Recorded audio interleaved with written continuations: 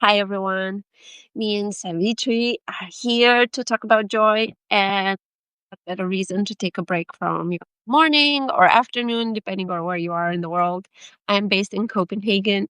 We are And I'm in Chicago, so we're 6 hours apart, I believe, 6 or 7 hours. a Yeah? work around in between us.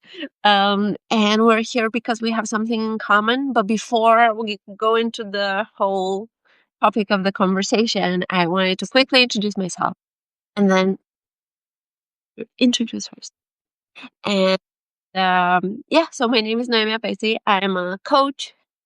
I help people create a portfolio career that can involve maybe some side hustle or business on the side of what you do for a living as a career, maybe on Substack, maybe on LinkedIn, maybe totally on a different sphere, digitally speaking.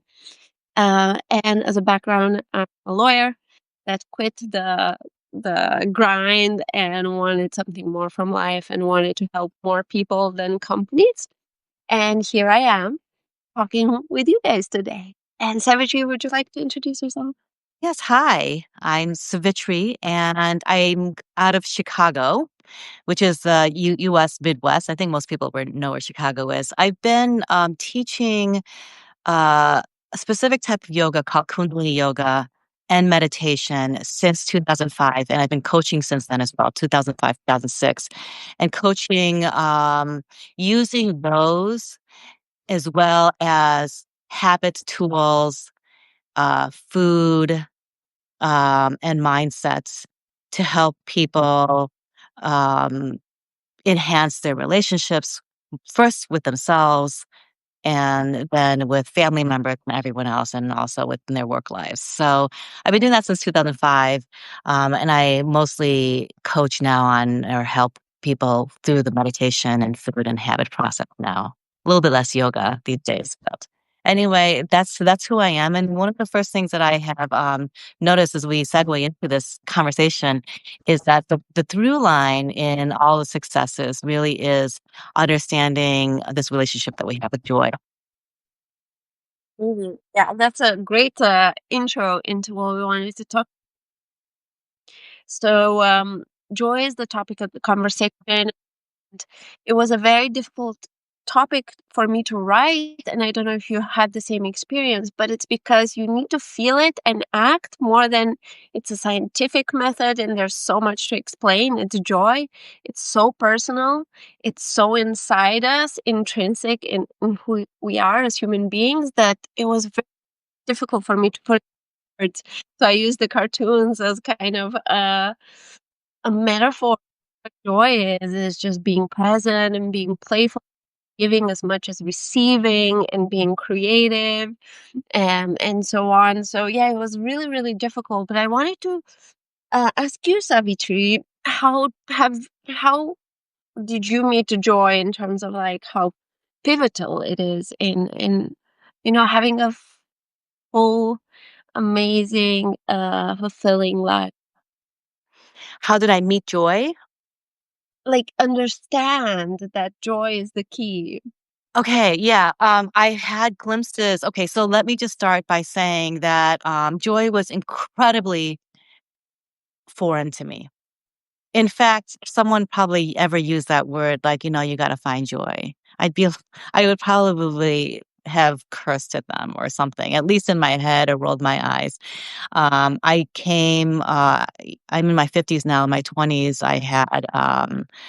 I had major depression. So I know about depression and anxiety and panic attacks and not feeling or being in touch with emotions or anything. Um, and so I do come from a place of I have no idea what that is.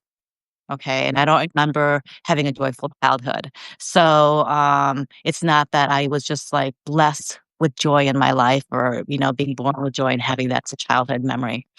Um, so the first glimpse I ever had was when I started practicing yoga, and I was chanting this meditation with these in this album. And one day, just out of nowhere, I was in my bedroom and I just felt this immense joy.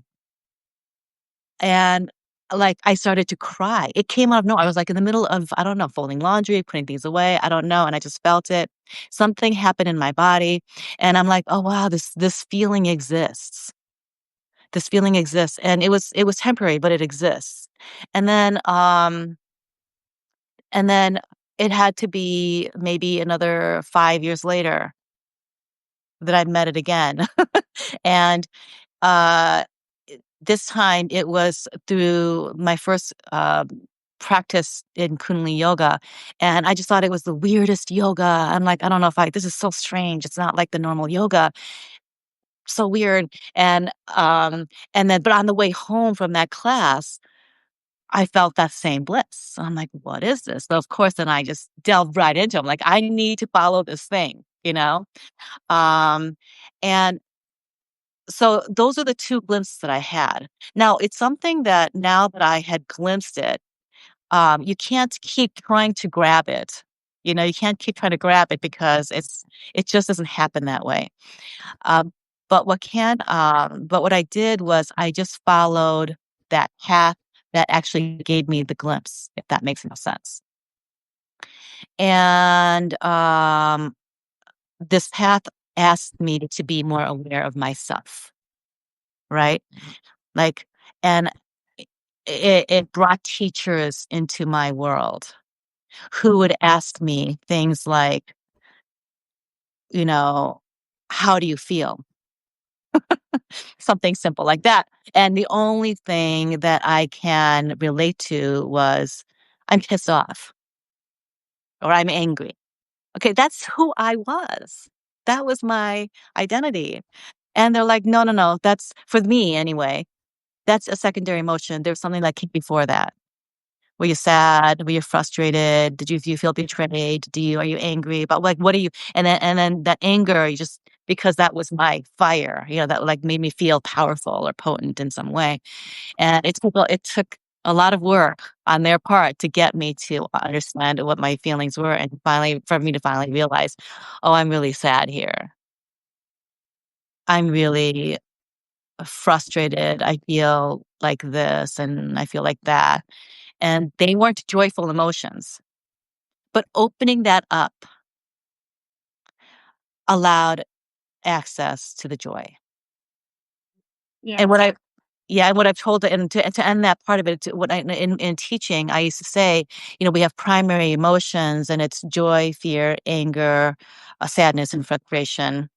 And people would say to me, "Savitri, why are there 4 negative emotions and 1 positive?" And I go, "Which one's the negative one and which one's the positive one?" And that would be my answer to them. So, because when you try to shut down or stuff one emotion, you can't access any of them. And, so it's really joy actually is gotten through by paying attention and becoming more aware of what you're truly feeling in your life and to follow that most authentically. That's so impactful. I want to underline it maybe again the fact that sometimes we try to control our fear or our sadness to such an extent that we actually block all emotions, all feelings. And I experienced that. I was pregnant. My dad was diagnosed with cancer, passed away when I was very pregnant. And I needed to be strong for the baby. And so I shut down and I wasn't feeling anything. And I wasn't able to feel anything sad, good or bad for until last year, maybe. I mean, I still had a bit of feelings. I wasn't a total robot, but I would look to the right and the left of other mothers and parents and my husband feeling so in love with their child, and when they do something funny, they would, like, all laugh, and I would be like, "Huh, that's funny." And I didn't until I realized that I forgot how to feel. I made myself forget how to feel. And when I opened up, a lot of crying started happening, but also a lot of joy, and Now everything is fair game in our house, and it's a much more way to allowing yourself to be and feel however you wanna feel about whatever is happening in your life. Yes, and I don't know, maybe, because I just picked up on you made yourself feel that way, it is a protective mechanism, right, to do that, and it's okay. It served us in some way, but also, as mothers, we're both mothers, um, we teach it. I wasn't even allowed to be happy growing up. Um, so this is a big deal. This is like such a radical thing to do is to, so when we're talking about joy, we're not talking about, we're not talking,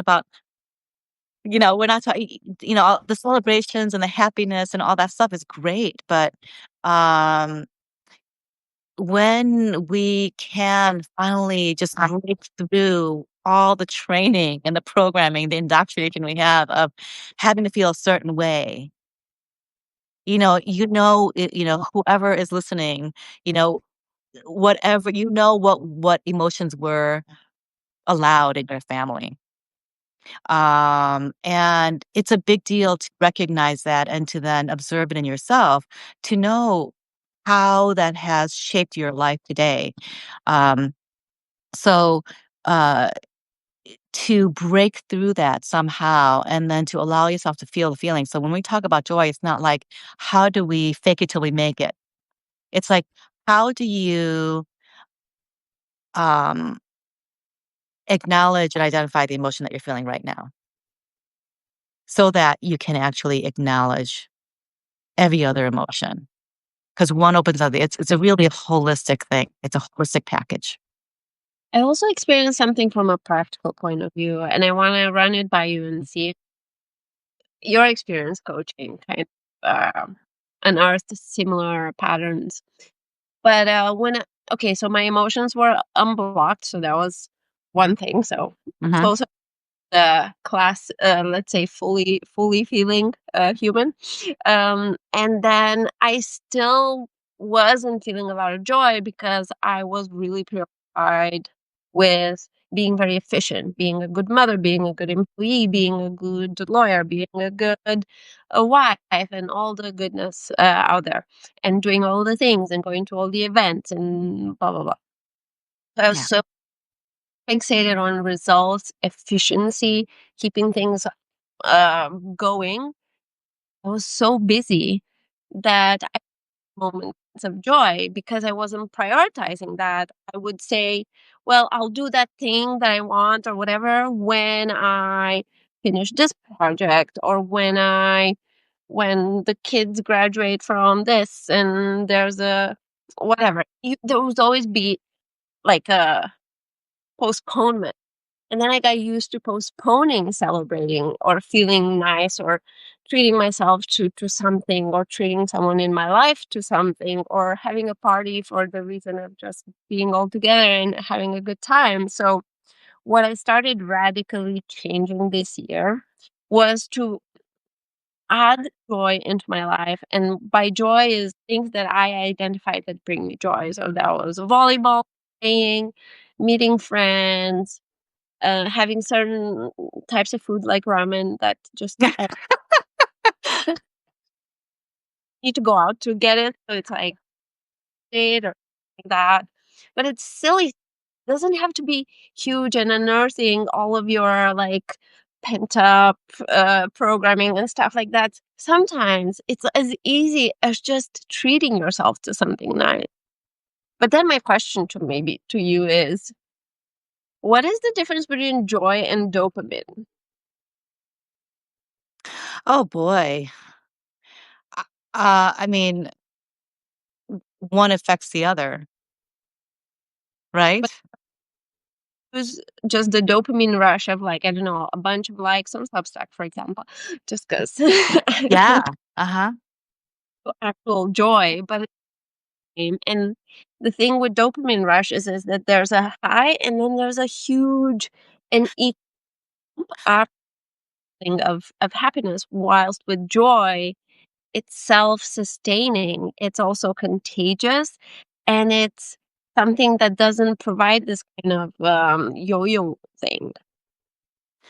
Right. I mean, so I don't know how to directly answer the question about what's the difference between joy and dopamine, but what you're talking about right now is joy is not, the way I'm using the word joy, people use it loosely. I mean, that word can be used very loosely.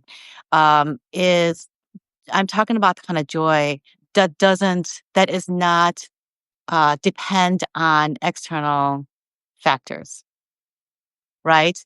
You don't have to be doing to be playing or to get good news about a job or a relationship or anything like that to have that that joy. Okay. And you can have it when the worst things are actually happening to you. Okay. And it doesn't mean that you're like blowing a horn or celebrating, or smiling and laughing and giggling. Joy is a deep seat. It's one of those things where I used to do this where like, this, joy is like this and, but really, I mean, it's like this as in it's high, like there's kind of this high level of being, like an elevated, energetic level of being that even when you are experiencing the irritations of life, it's still there. Okay. Um, and it's actually equanimity, right? Because really what we're using is the word equanimity. If and it just basically means whatever comes your way, you know, you're um you're not so moved up and down by it. Because that kind of joy, that kind of moving up i- is not great. Because the higher you go, the further you can fall. If you're that influenced that something can just go like this, like if I have 100 likes, of course I'm going to be happy. Um, but it's not going to be the kind of happiness that can actually, if I have 0 likes, that's going to ruin my day the next day, you know? Um, how else can I explain that? And so basically, and when I do this, I don't mean that you don't have emotion. You have emotion. Does that make sense at all? Like, you have emotion, but you kind of have, like, this elevated sense of mood. You're just fine with whatever comes your way, good Uh-huh, or very, grounded, and uh-huh. just accept everything for what it is and accept yourself for who you are. So it's very much linked to authentic, kind of understanding that we're all connected and the good and the bad live together in the world, and bad joys and good joys also live together in the world. And it's so important to accept everything as it comes, like the waves coming in, retreating into the sea, and not trying to control everything, because efficiency, control, wanting results, all those things are not something that when you focus too much on it, you kind of lose your balance in yourself. You require these external kind of factors to validate you, to make you feel something, whilst happiness is from inside coming out. Yes, and thank you for saying that. It's that, when we that everything to accept something is to accept that this is what it is, you know what I mean? And when you can accept that as information, and this is probably the key part of joy, is to accept something not as good or bad, but as information.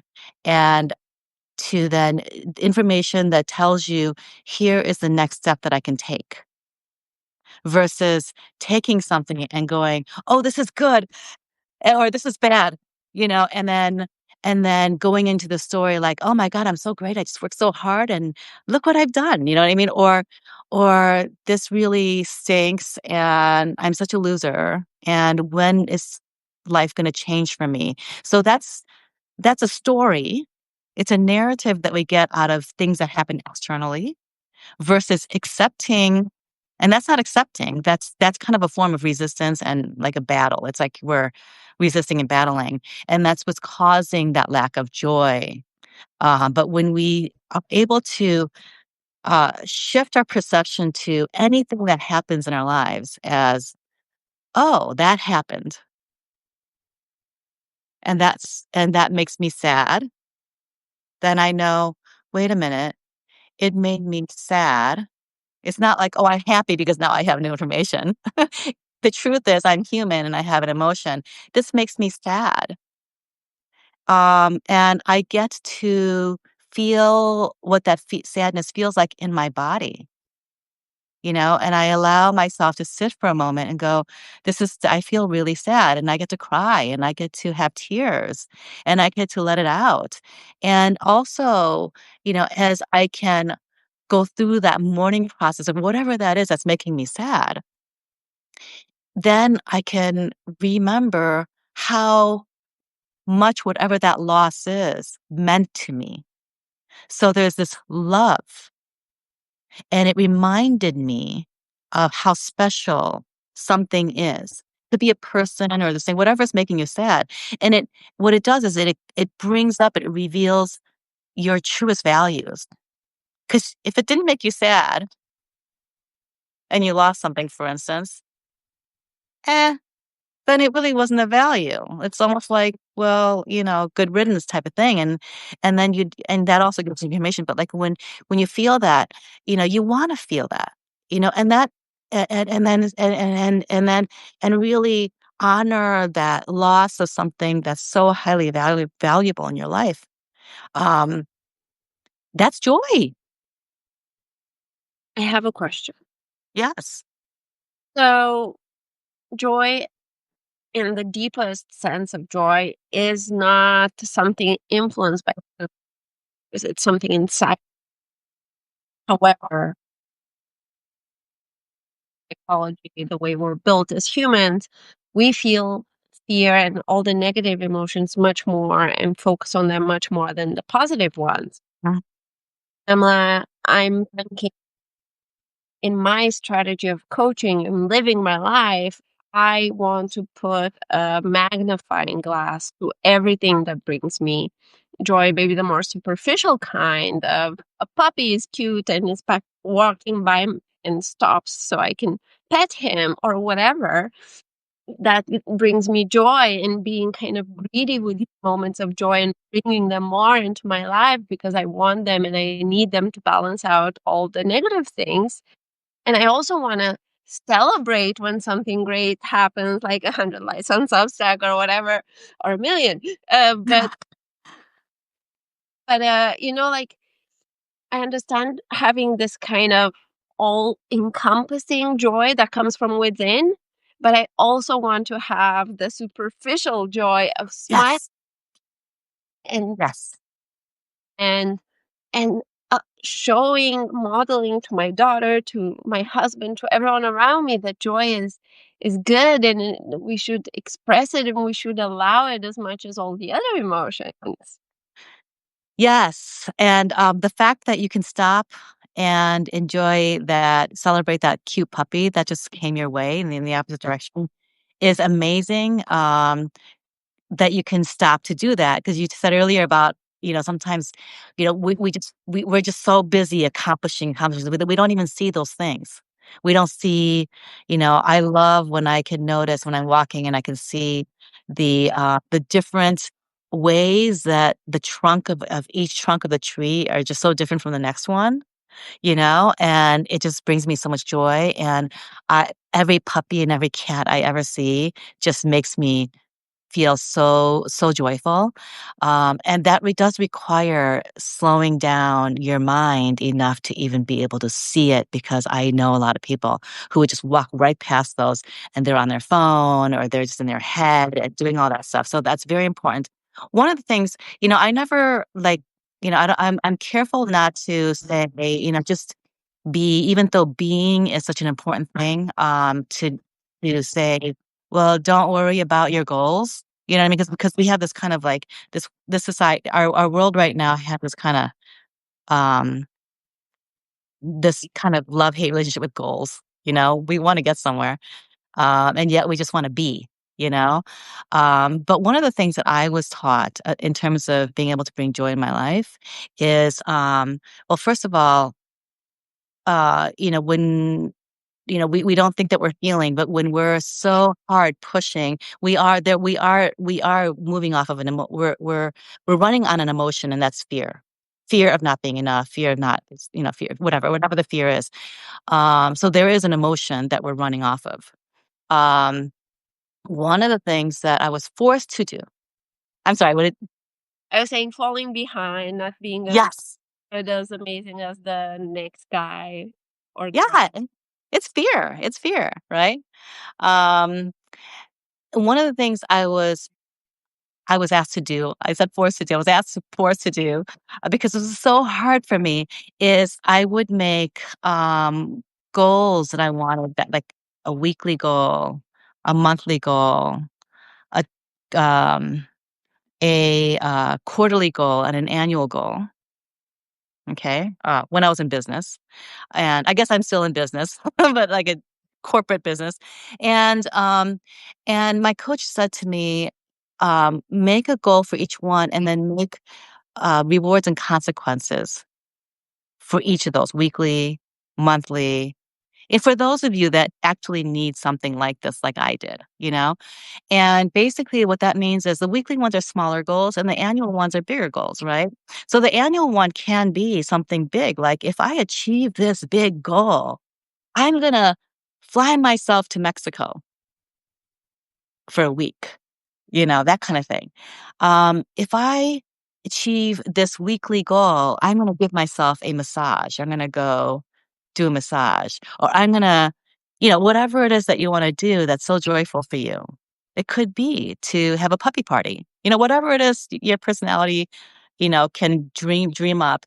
Um, and so each one, the larger span of time, and the consequence isn't anything so punitive. Like, I don't know what a consequence, but a consequence would be something meaningful. Like, if I don't do this, um, then, like for instance, I knew someone who was a runner. If I don't run this many a day at the end of the week, then I'm going to give this much money. It's already set up to my favorite charity. But that amount of money had to be enough where she goes, ouch, just a little bit. Ouch. You know what I mean? But it's something to her favorite charity. So it's not like a detrimental consequence. It's something that like you can feel it.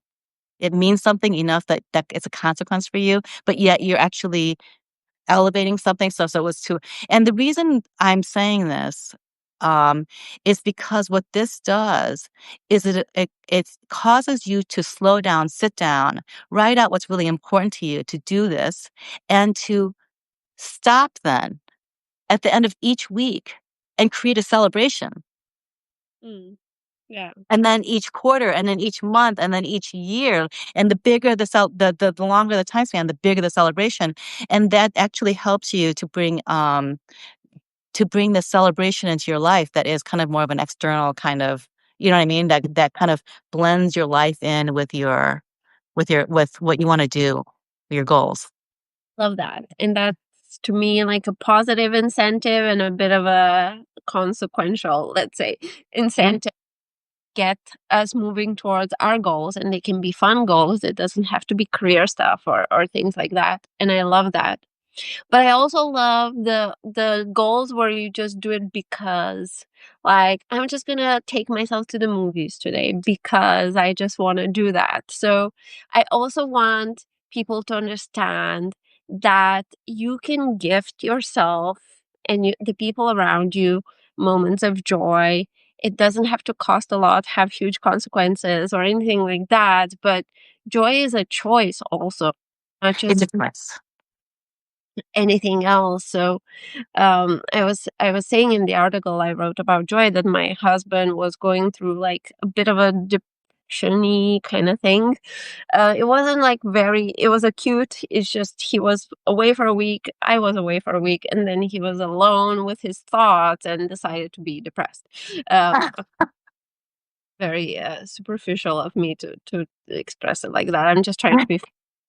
But he was feeling very sad, and I was worried, and I was talking to his mom and things like that, and I was like, how do I get him out of this funk to really.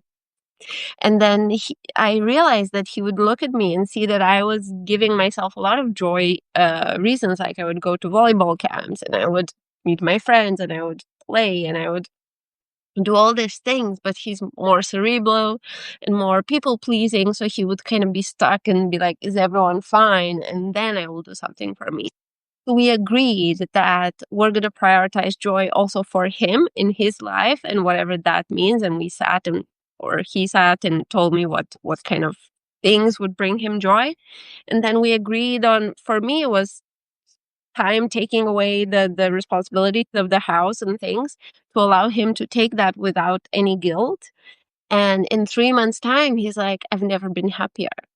And nothing really deep down inside changed, kept choosing to make room for joy apart from everything else. And bad things happen all the time, or challenges come our way all the time. But when you're energized by joy and you look forward to things in your everyday life gets easier. You have more energy. You want to go through difficult challenges and you feel like you can handle it. It builds resilience because it also feeds hope. Yes. And he's so lucky to have you because, it's contagious, right? Like, basically, you led the charge for joy, and he was completely receptive, and that's amazing, and, it's such an inspiring story, and it's something that I hope that we can all do for each other, um, as family members and friends and coworkers, and this this brings me to this, you know, one of the things that I wrote about in the article about joy being your quantum leap is people always ask, well, what can I do? These problems are so large, whether it's personal, like a personal depression, to the problems in the world. Like, what can I do possibly for this? Because everything is just collapsing around me. And the most powerful thing that you can do is exactly what you did with your husband, is to cultivate joy and make it contagious. Absolutely make it contagious. And it is a choice. It is such a choice. And I know, and I'm saying this, and I think the reason why I've leaned towards everything I've said is because, like, when someone told me once upon a time that's a choice, I said, I just called BS, but it's not BS, it is a choice. And I know it's so hard to think that it is, but that big choice is literally like a light switch between your health going one way or the other, your metabolism going one way or the other. Um, how people who are attracted to you being this or that.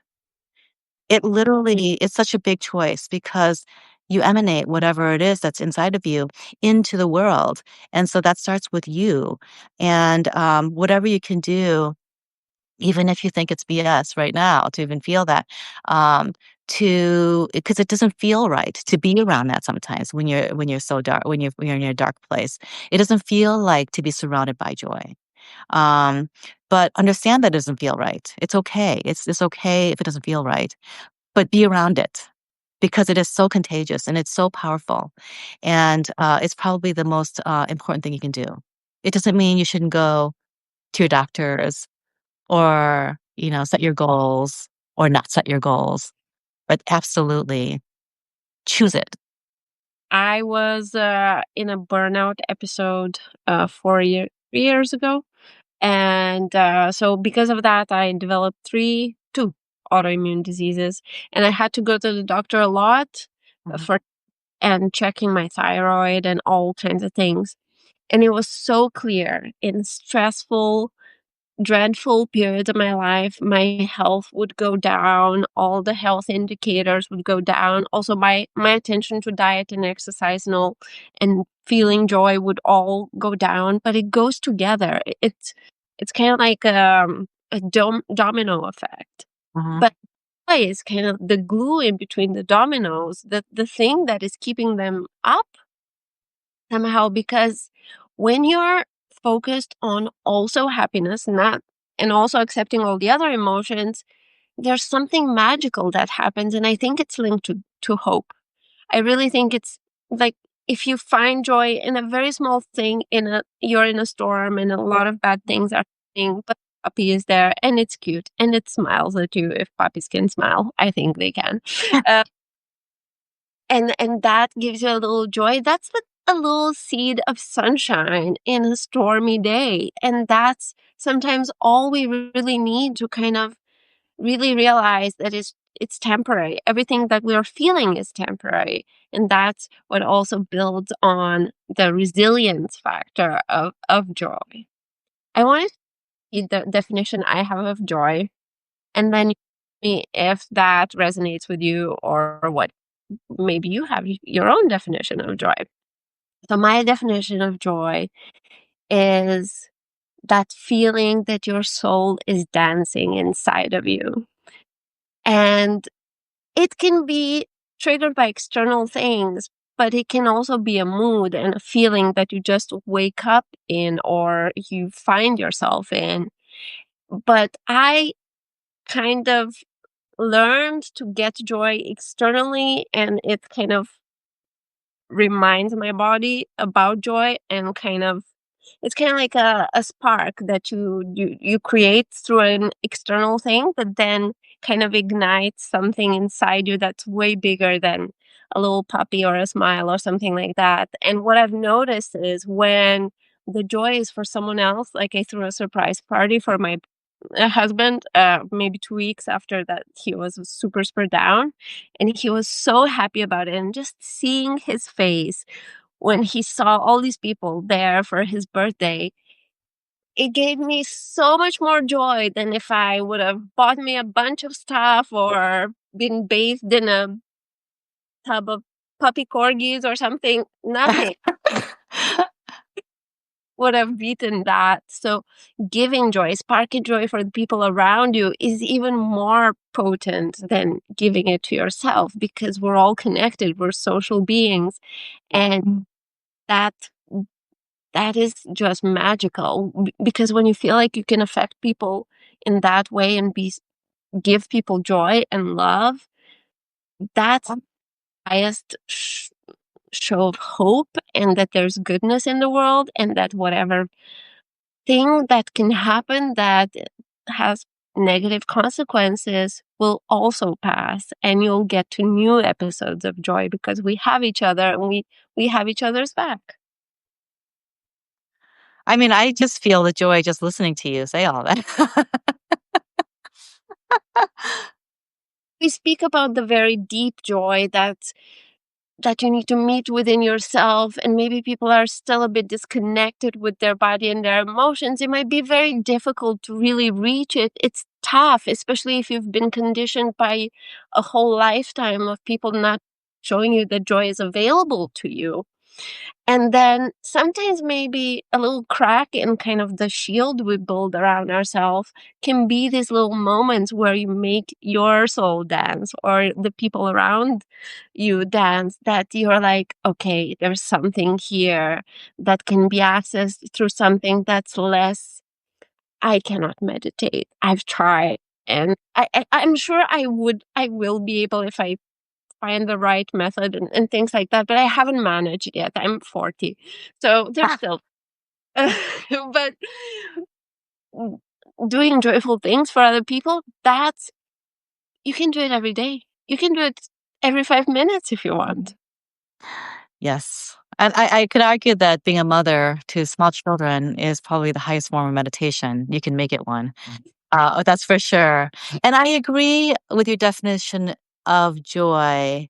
And, and I have an and to it. My definition, is a little bit it is definitely more internal because my definition of joy is, to know yourself, and the more you know yourself, the less lost you will be, and the less lost you are and when you have that and you have that as your inner compass, then, you know that you are more than okay. You know that you're complete. Um, Whether there's a party happening around you and everyone's laughing, or there's just a lot no matter what is happening, you're going to be okay, and I can say this out of an experience of having found access to the deepest joy. A time in my life, in my late 30s when I lost everything, when I lost so much in my life, and it was devastating, and there was no reason for me to have any joy in my life, emotionally and in mood. And so and that's when I was able to tap into the deepest kind of joy, and also produce joy on the outside.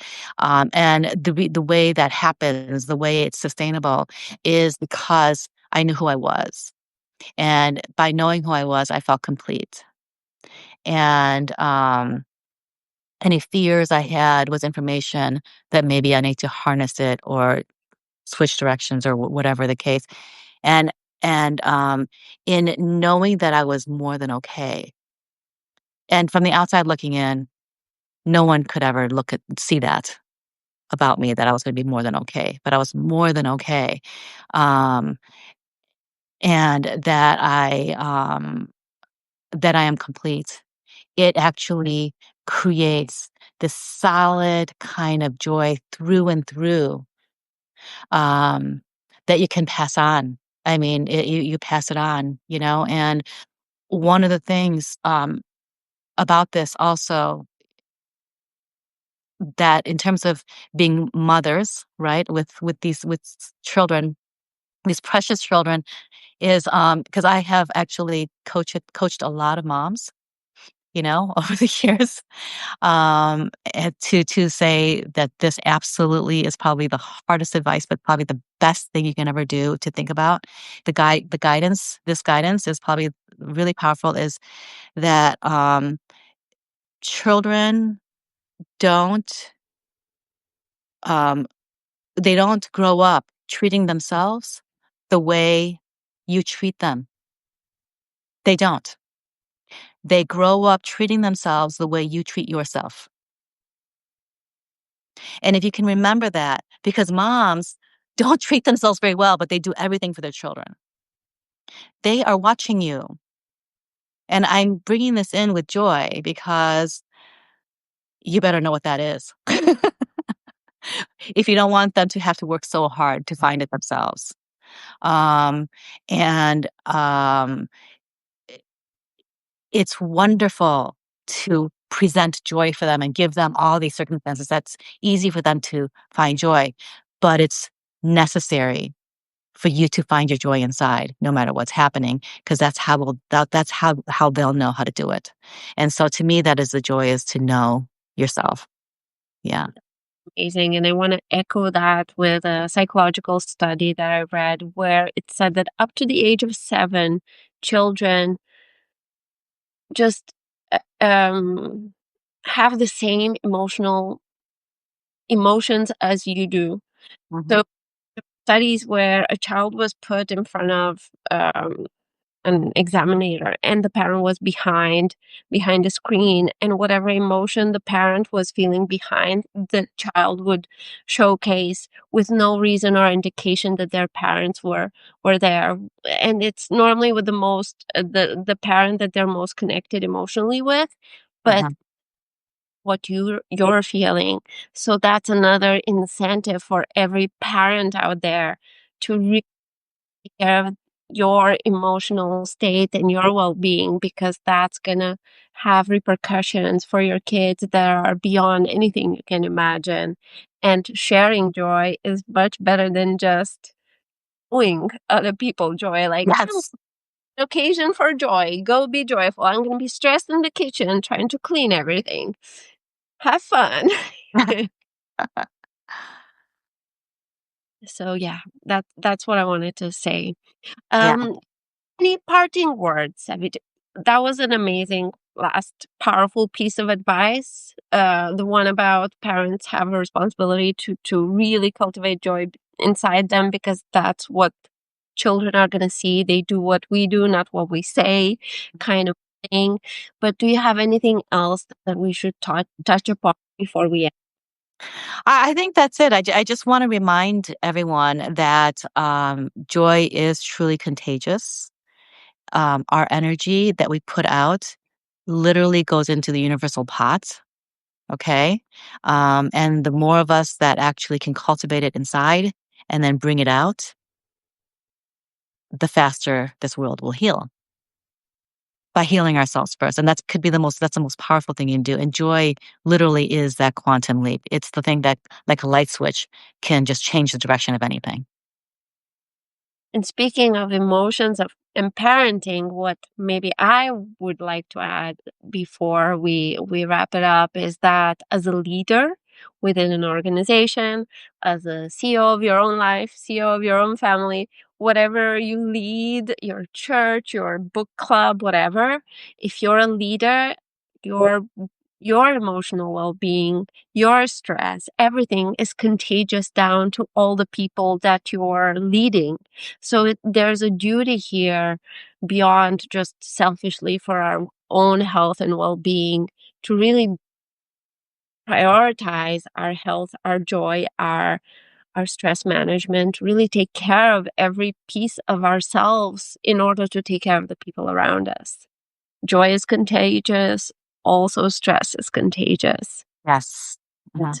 we tend to focus on the bad stuff. So that means we need to push extra hard on the joy. And definitely surround yourself with puppies. Unless you're allergic, then maybe. Thank you so much for today. It's been so fun.